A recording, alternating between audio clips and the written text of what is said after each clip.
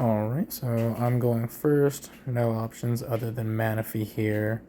And up on the screen are my prizes, which I wrote down on my piece of paper. Grabbing Charmander, Pidgey here, and prize checking.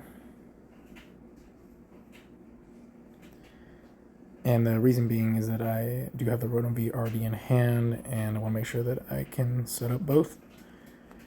This game is going to be at a strong advantage most of the time, or the entire time, but I want to make sure that I'm playing correctly even from a position of strong advantage.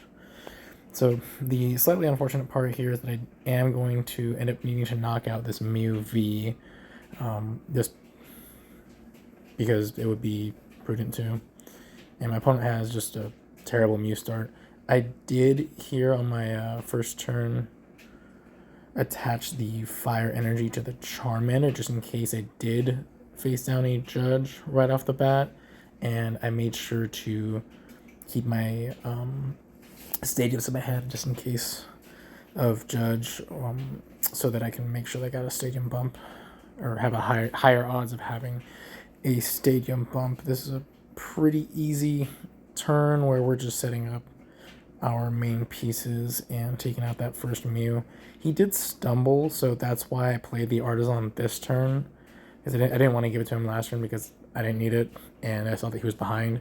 But now that I have my own Charizard up and I did not have anything to back it up if something were to happen to it, then that's why I chose to play it down and get my second Charmander established. And unfortunately for him, his Iono sends me right into my next Charizard without the need for Pidgeot.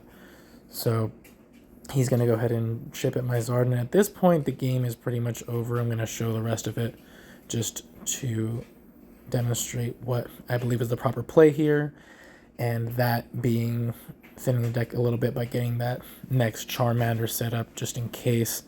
And going for the Charizard evolution followed by Pidgeot grabbing a switch. And the switch here is just because I am going to pull all of the fire energy out of my deck to power up this Charizard and place down the one from my hand.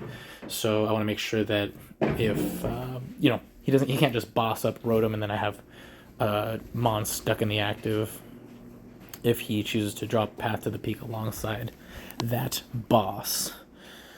So we are going for the Burning Darkness, and I think that's why he takes this prolonged turn, even though I am only at one prize remaining and two Charizards powered up. I'm not quite sure how he wins from there, but if he did have the boss up the Rotom and Path, that'd be quite tedious for me, provided I didn't just get that vacuum off of my own prizes. And that's the game.